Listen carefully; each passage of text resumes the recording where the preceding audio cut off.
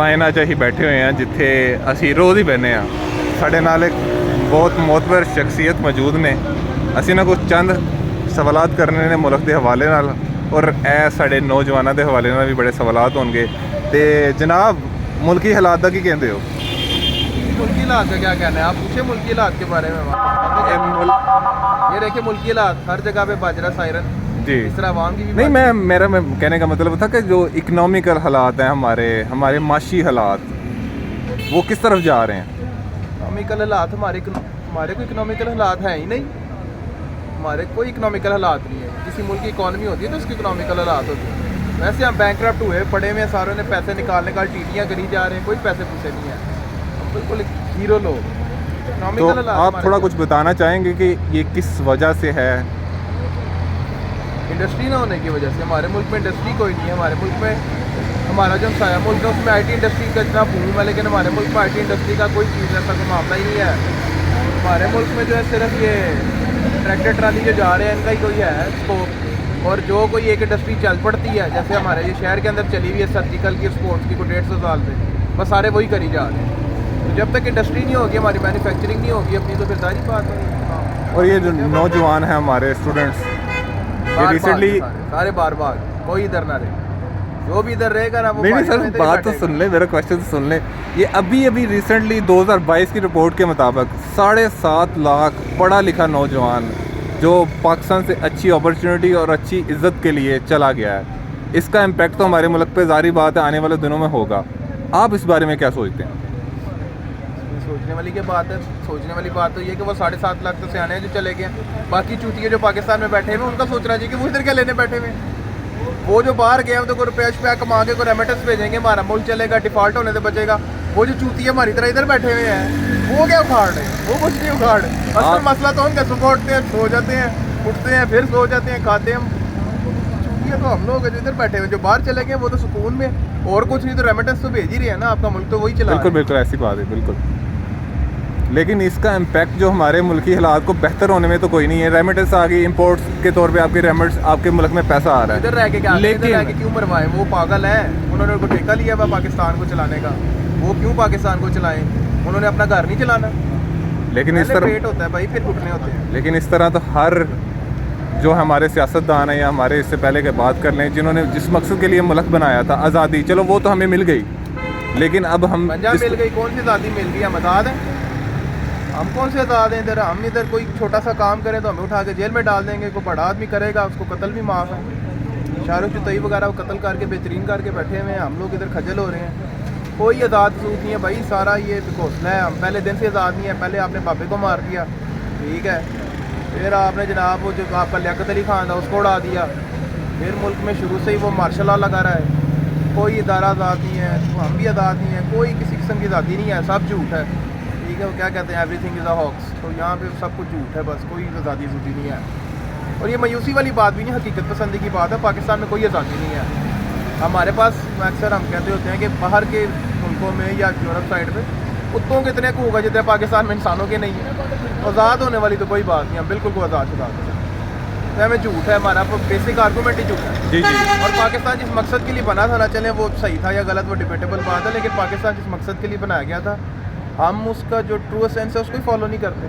इस्लाम के नाम पे बनाया गया था, तो इस्लाम का अलिफ भी नहीं चलता यहाँ पे, सारा झूठ है। वो शिके 4-5 शुरू में डाल दी अल्लाह ताला की हाकमियत और ये वो, लेकिन वो यहाँ पे है तो नहीं। हमारा आईन ही आधे से ज़्यादा जो है वो इस्लाम के ख़िलाफ़ है। बड़ी सारी शिकें जो इस्लाम के ख़िलाफ़ हैं, उसकी रूह के ख़िलाफ़ है। चलें अब एक मौजू चेंज करते हैं। आपसे एक सवाल है कि आजकल एक वीडियो बड़ी वायरल है, उसमें लड़की का कहना था कि मैं एक 22 साल और ऐसे लड़का जो कमाता नहीं है, जिसके पास पैसे नहीं हैं, और एक लड़का दूसरी तरफ जिसका एज 35 से 40 साल है लेकिन उसके पास पैसा है। लड़की का बयान ये है कि मैं पैसे वाले के साथ शादी करना पसंद करूँगी बजाय इसके कि मैं किसी नौजवान लड़के से करूँ। तो ये जो हमारी सोसाइटी की वैल्यूज़ और नॉर्म्स थी, और हमारे जो कह लें कि एक मादा कह लें कि फ़ीमेल्स की तरफ से जो इस तरह का बयान देना, क्या वजह है, क्या चीज़ समझते हैं इसको कि इसने इस सोच का, यानी कि हम उम्री को छोड़ के एक पैसे वाले को तरजीह दी? ये तो ठीक ख्याल है ना, इसमें क्या गलत है? जब पाकिस्तानी माशरे में अच्छी लड़की की क्या क्या क्वालिटी होती है? पाकिस्तानी माशरे में लड़की की 90% ख़वातीन क्या करती हैं? कुछ भी नहीं करती। अगर कुछ करना भी चाहे तो करने नहीं देते। और वैसे भी हमारे यहाँ पे अच्छी, जब लड़का शादी करने जाता है तो वो लड़की के क्या देखता है? गोरी हो, लंबे बाल हो, ठीक है, उसके घर वाले वेल ऑफ हो। तो अगर लड़की देखती है, जाहिर बात है लड़की ने भी तो अपनी सिक्योरिटी देखी है ना, प्यार मोहब्बत। तो वो क्या कहते हैं, हकीम लुकमान ने कहा था, भूख जब दरवाज़ा खटखटाती है तो प्यार खिड़की से बाहर भाग जाता है। बिल्कुल। तो वो लड़की क्यों ना देखे कि मैं वेल सेटल्ड आदमी। यही तो उस लड़के का कहना था कि मैंने प्यार से ज़िंदगी नहीं गुजरती, पैसे होना लाजमी है। हाँ ठीक कहती है, इसमें क्या झूठ वाली बात है? ये तो हमारे वैसे हिपोक्रेट्स हैं लड़के और लड़कियाँ जो कहते हैं नहीं मुझे प्यार चाहिए। प्यार मतलब आप उसे पेट तो नहीं भर सकते, या तो आप फिर सब्र करें। सब्र भी कोई कपल गोल्स आपके जो है वो बिलियनर्स वाले, और प्यार आपको चाहिए है भूखे। 22 साल का लड़का वैसे भी चले, वो तो बात थोड़ी रेलिवेंट है। 22 साल का लड़का आगे जाके अमीर हो सकता है या पैसे कमा ही सकता है, लेकिन लड़के भी तो यही ढूंढते हैं ना, प्यारी लड़की। किसी काली लड़की से या किसी मोटी लड़की से या दरमियाने कद की लड़की को तो शादी भी, प्यार भी किसी को नहीं होता। प्यार भी सबको जो है वो शायरों को भी पाकिस्तान में और लड़कों को भी प्यारी प्यारी लड़कियों से ही होता है। उसकी जुल्फ़ें और उसकी जुल्फ़ का बाल और सांप और पता नहीं क्या उसी से होता है ना जी। तो आप खुद भी तो यही चाहते हैं ना। अभी रिसेंटली फुटबॉल की इन्हीं की खबर चल रही थी, उनके मेसी साहब ने मैच जीत लिया है। तो अभी एक और खबर चल रही है, हमारे जो मेन हमारे कौमी खेल तो नहीं है, जाहिर बात है बड़ा पसंद किया जाता है पाकिस्तान के अंदर, क्रिकेट। तो कैप्टनसी के हवाले से डिसीजन लिए जा रहे थे पीसीबी की तरफ से, तो उसका क्या मतलब कह रहे हैं कि सरफराज साहब को चेंज किया जाएगा। सरफराज तो है नहीं ना, वो तो रिप्लेस करके उसको लाना चाह रहे हैं ना। जी ठीक है ना, बाबर आजम को रह लेते हैं, हमें बोर्ड वाले जो है वो क्लियर कर रहे हैं जी। बाबर आजम को हटा के क्या होगा? बाबर आजम 11 जगह पे 11 बंदों की जगह बाबर आजम बैटिंग किया करे, क्या किया करे? पहली दफ़ा टीम के अंदर अगर सियासत नहीं हो रही, वो छोटे मोटे से जुटापे नहीं हो रहे और वो घटिया हरकतें नहीं कर रहे कि उसको निकालो जैसे पहले हमारे पुराने प्लेयर्स करते थे, अगर वैसा नहीं हो रहा फिर तो अच्छी बात है ना। और फिर आप अपना गेम प्लान बेहतर करें ना। हमारे प्लेयर्स के पास वो अपॉर्चुनिटीज भी नहीं है, बिल्कुल। उन बेचारों वो उठ के कहाँ से आते हैं? बोर्ड तो वैसे ही कोई किरदार अदा नहीं करता उनकी परफॉर्मेंस बेहतर करने में। अभी ये शहीद शाह का वो शायद अफरीदी बता रहा था किसी टीवी शो में बैठ के कि उसने सारा इलाज खुद कराया, सब कुछ खुद की। तो जब आप प्लेयर को फैसिलिटेट ही नहीं कर रहे, आप उसको जो बेसिक नेसेसिटीज़ है उसकी वो नहीं पूरी कर रहे, और जो इंटरनेशनली जो काम हो रहा है आप कहते हैं वैसा करके दिखाओ, तो वो कैसे करके दिखाए? वही वाली बात है कि पाकिस्तान में जो प्लेयर्स हैं वो डाइव कैसे मारे, इधर रूढ़ी होती है। आप इधर डाइव मारे ग्राउंड के अंदर आपके गुड्डे गोडे छिले जाएंगे। बिल्कुल। आप किस तरह डाइव मारे वो आपको मार के दिखाएं? वो बेचारा आप इसको प्रैक्टिस ही नहीं कराते। बाबर आजम को बदलने का फैसला जो है ना बिल्कुल घटिया है। एक तो बाबर आजम अकेले का कसूर कोई नहीं है, आप उसको वो नौ सीखिए बॉलर को पकड़ा के तो उसको कह रहे हैं कि तुम दुनिया की सबसे जो अच्छी साइड है उसके साथ खेलो जी, कैसे खेलेगा? और सरफराज साहब को तो माशाल्लाह वो वैसे ही एक उन्होंने बनाया हुआ लाहौर कराची की बिरयानी की जंग के अंदर, उन्होंने कहा जनाब आप बाबर को लाहौर का है तो चलो जनाब आप कराची का सरफराज होना चाहिए। तो कौन सा आर्गूमेंट है? सरफराज को बड़ी दफ़ा चांस मिला है, वो प्रूव नहीं कर पाए अपने आप को। डोमेस्टिक के अंदर तो पाकिस्तान का हर प्लेयर है जिसने पता नहीं को 10,000 स्कोर मारे हुए हैं। अजहर अली साहब ने 1 करोड़ रन मारा हुआ है, ठीक है। अभी इस टेस्ट सीरीज़ के अंदर माशाल्लाह उनसे 10 नहीं हो रहा था, 54 ओवरों में पता नहीं उन्होंने को 12 के 14 स्कोर मारा था जनाब ने। ये तो हालात है उनके अपने। और जो लेजेंड्स कह रहे होते हैं उनको ले आओ, उन लेजेंड से वो सिकंदर पाक साहब है, उन्होंने ज़िंदगी में 1 टेस्ट मैच खेला हुआ है। ये तो उनके हालात है। वो कहते हैं सरफराज को ले आओ भाई, वो खुद तूने कोई आओ खड़ा ज़िंदगी में जो तुझे तेरी बात सुने। ठीक है, बाबर आजम परफॉर्म कर रहा है ना, आपको वैसा कैप्टन आप किसको बनाएंगे कैप्टन? बाकी उसकी पूरी टीम तो कह रही है, वो हैशटैग चला रही है कि नहीं जनाब बाबर ही कैप्टन होना है। फिर आप तफरीक ही डालना चाहते हैं तो रही सही जो इज्जत है उससे भी जाते रहेंगे। ले पहले कौन सा हम इधर दीख मार रहे हैं, जो आपने पेश करनी है आप कर रहे हैं, क्या फ़र्क पड़ता है? बेहतर क्या समझते हैं कि बाबर आजम को ये कैप्टन रहना चाहिए? हाँ रहना चाहिए, क्यों नहीं रहना चाहिए? सीखेगा आराम से, क्या मतलब। और जो हमारे यहाँ पे बेसिकली जो ट्रेनिंग के लिए हमारी टेक्नोलॉजी और हमारे जो इंस्ट्रूमेंट हैं या जहाँ प्रैक्टिसेस की जाती हैं मैच की, या प्लेयर्स अपनी जाके वर्जिश करते हैं या अपने क्रिकेट को बेहतर करने के लिए नई टेक्निक लर्न करते हैं, उस हवाले से क्या कहेंगे हम? क्योंकि बाकी टीम्स, बाकी मुल्क और बाकी वहाँ के जो क्रिकेट सिस्टम है हमारे निज़ाम से बहुत बालातर है, तो इसको बेहतर करने में क्या मुश्किलात पेश आ रही हैं?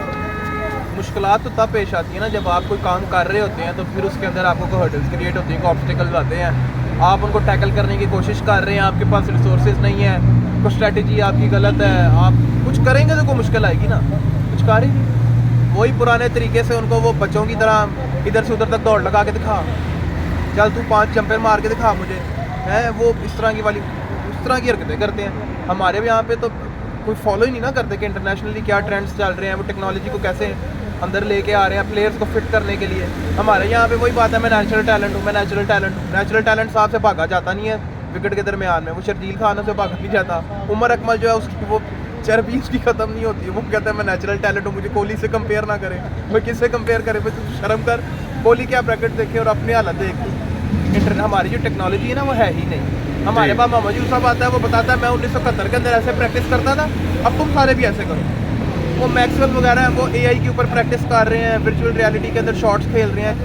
तो आप कुछ कोशिश, और वो कोई इतना महंगा सेटअप भी नहीं है माशाल्लाह। हमारे पीसीबी के अंदर आपको अभी पे स्केल देखे ना तो 20-20, 30-30 लाख रुपये महाना तनख्वाहें हैं जी। तो उतने की तो कम अज़ कम एआई और ये सारी चीज़ें करोड़ों रुपए की 10 करोड़ की आ जाएगी।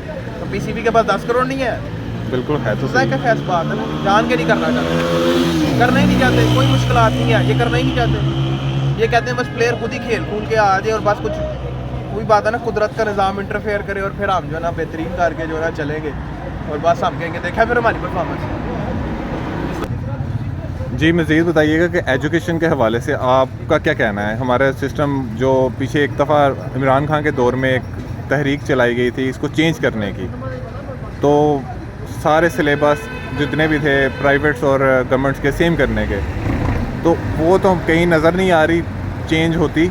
लेकिन आपका क्या कहना है कि हमारे जो अभी हमारा एजुकेशन सिस्टम है वो कहाँ है और क्या बेहतर होने की तरफ जो पॉलिसीज़ थी वो क्या अमल दरामद कर रही हैं? एक तो हमारा कोई एजुकेशन सिस्टम ही नहीं है, पहली बात ये हमारा एजुकेशन सिस्टम बोरोड है। बल्कि हम लोग जो है ना वो एक अमलगम है, वो कॉकटेल बनी हुई शराब की, आधी हमने हिंदुओं से ले ली, आधी हमने गोरों से ले ली, आधी हमने देखा मराकश के अंदर कोई नई चल रही पुराने वक्तों में कोई तलीम चल रही थी वो भी उठा, ऐसा गटमट बनाया हुआ है ना। और खान साहब की पॉलिसी चले नीयत तो अच्छी थी लेकिन पॉलिसी गलत थी। ऐसा नहीं हो सकता कि आप एक रात को बैठ के फैसला करें कि सुबह उठ के मैं वो हैरी पॉटर वाली बॉन्ड घुमाऊंगा और ऐसे हो जाएगा, ऐसे नहीं होता। ठीक है, आपका एजुकेशन सिस्टम शुरू से ही फ्लॉड है। अगर आपने ठीक करना है आप उसे बेसिक से ठीक करें, आहिस्ता आहिस्ता आहिस्ता। ये कोई 10-20 साल का प्रोसेस होता है, रातों रात तो आप ठीक नहीं कर सकते ना। और उसका भी वजह ना, मैं अगर सरकारी स्कूल में पढ़ाता हूँ, मेरी तनख्वाह 20,000 है, बीकर हाउस वाला जो टीचर है उसकी तनख्वाह 60,000 है। ठीक है, वो एक्स्ट्रा काम करते उसको एक्स्ट्रा पैसे मिलते हैं, सरकारी वाले को नहीं मिलते। वो पर्क्स एंड प्रिविलेजेस नहीं है प्राइवेट वाले देते हैं, सरकारी में नहीं है। मैक्सिमम बच्चा आपका सरकारी में पढ़ता है आज भी। लोगों को ऐसा लगता है कि प्राइवेट में ज़्यादा पढ़ते हैं, सरकारी सेक्टर में ही ज़्यादा बच्चे पढ़ते हैं, इवन के यूनिवर्सिटी लेवल पे जी। तो जब उनके पास उसको टीचर को वो कुछ मिल ही नहीं रहा, ना उसे इज्जत मिल रही है।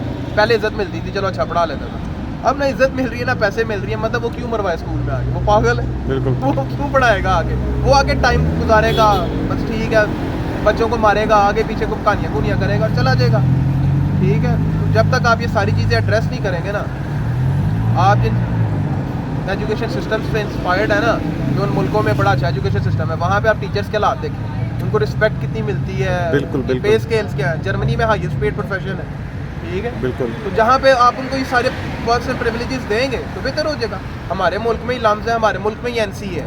बिल्कुल। ठीक है, एनसी तो बल्कि गवर्नमेंट इंस्टीट्यूट है। बिल्कुल। लेकिन वहाँ पे क्योंकि टीचर्स को पे अच्छा किया जाता है, उनकी एक रिस्पेक्ट है, उनकी एक से है, बिल्कुल, तो वहाँ के ग्रेजुएट्स जो हैं वो अपनी फील्ड के अंदर महारत रखते हैं, अच्छे ग्रेजुएट्स हैं। लम्स के अंदर भी इसी तरह टीचर्स की पेस भी अच्छी हैं, तो सब कुछ अच्छा है। जब आपको कुछ अच्छा मिलता ही नहीं है तो मैं क्यों पढ़ाऊँगा। सेम स्कूल्स के साथ है, बीकन हाउस के अंदर मुझे 80,000 रुपये मिल रहा है, या द सिटी के अंदर या रूट स्कूल सिस्टम के अंदर, मैं अब तो बहुत सारे हैं इस तरह के प्राइवेट सेक्टर के, जब उनके अंदर अच्छी पेस मिल रही है वो टीचर ज़्यादा एफर्ट पुट इन करेगा।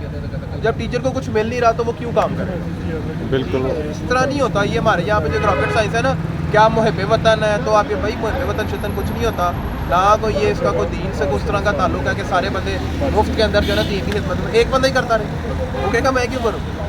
आप उसकी बेसिक नीड्स तो पूरी करें ना।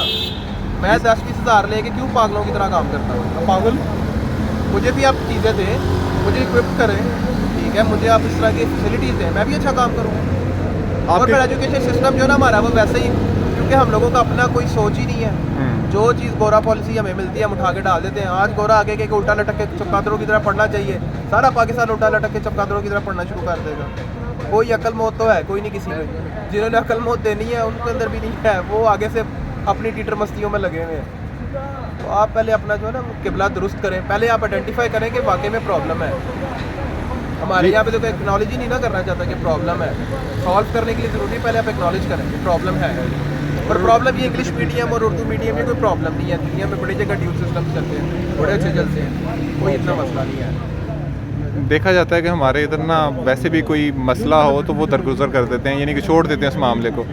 ये जो पेज का मामला है गवर्नमेंट सेक्टर्स का, ये क्यों नहीं एड्रेस किया जाता? आपको क्या लगता है कि इसको कितना का एड्रेस किया जाए तो ये सारे मामला जो वो प्राइवेट टीचर अपनी एफर्ट पुट कर रहा है या एक प्राइवेट बंदा कॉर्पोरेट सेक्टर में अपनी एफर्ट पुट कर रहा है, वो गवर्नमेंट सेक्टर में वैसा चेंज नज़र आए? उसकी एक वजह ये है ना कि पाकिस्तान में इंडस्ट्री नहीं है। जब इंडस्ट्री नहीं है तो आपके पास एम्प्लॉयमेंट के जो चांसेस हैं वो बहुत कम है, अनएम्प्लॉयमेंट बहुत ज़्यादा जी। है। अब उससे क्या होता है कि जो मैक्सिमम लोग हैं वो चाहते हैं कि हमें सरकारी नौकरी मिल जाए, पक्की नौकरी मिल जाए, जॉब सिक्योरिटी बढ़ जाती है ना। बिल्कुल। अब जब वो जॉब सिक्योरिटी के लिए जाता है ना, उसको नौकरी मिलती है। अब पे स्केल गवर्नमेंट सेक्टर में ओवरऑल ही कम है। ऐसा नहीं है कि जो ब्यूरोक्रेट्स उनकी बहुत ज़्यादा को पेज है, वो जिन लोगों की लोग मिसालें देते हैं उनकी सर्विस को भी 30-40 साल हो जाते हैं। ओवरऑल पेज जो है वो कम है, ठीक है।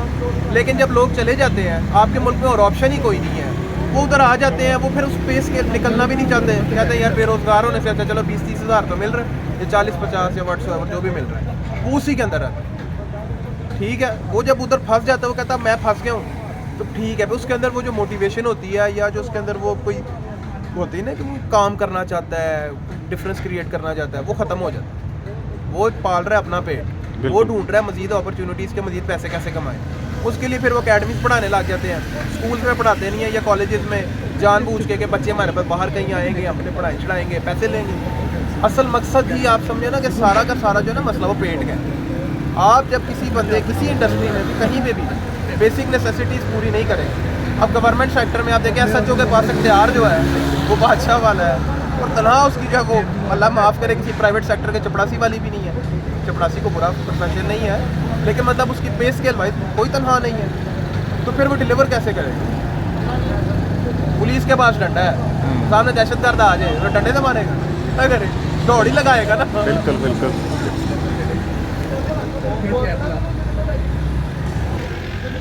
हमारे पास एक और मजीद भाई हैं, उनसे भी पूछते हैं, जानते हैं इसी सवाल के हवाले से। जी सर। ये बिक गई है गवर्नमेंट, और गवर्नमेंट में कुछ नहीं रखा, ये सारे मिलके हमको पागल बना रहे हैं, मादर चौथ के बच्चे इतने गांड पटीके हैं। ले जी, क्या प्यारा कमेंट पास हुआ है हमारे हालातों पे और हमारी इकोनॉमिक कंडीशन पे और हमारे वो सियासतदानों पे जो, और कुछ इदारों के नाम तो भी नहीं लिए जा सकते, खैर उन्हें छोड़ें। जैसे शाहजेब खानज़ादा कहते हैं कि जनाब मुल्की हालात और मुल्की एस्टेब्लिशमेंट और हमारे मुल्की अदारे बहुत खराब। हमारे नहीं कहते, वो कहते कि मिस्र के, सारी बात पाकिस्तान की जोड़ के एंड में कहते थे कि मिस्र के ये हालात है। चले जी, आज का व्लॉग यहाँ पे ख़त्म होता है। इंशाल्लाह नेक्स्ट टाइम अगेन नए सवालों के साथ हाजिर। पाकिस्तान के बारे में पिचिंग करेंगे। ओके हो गया सर, थैंक यू।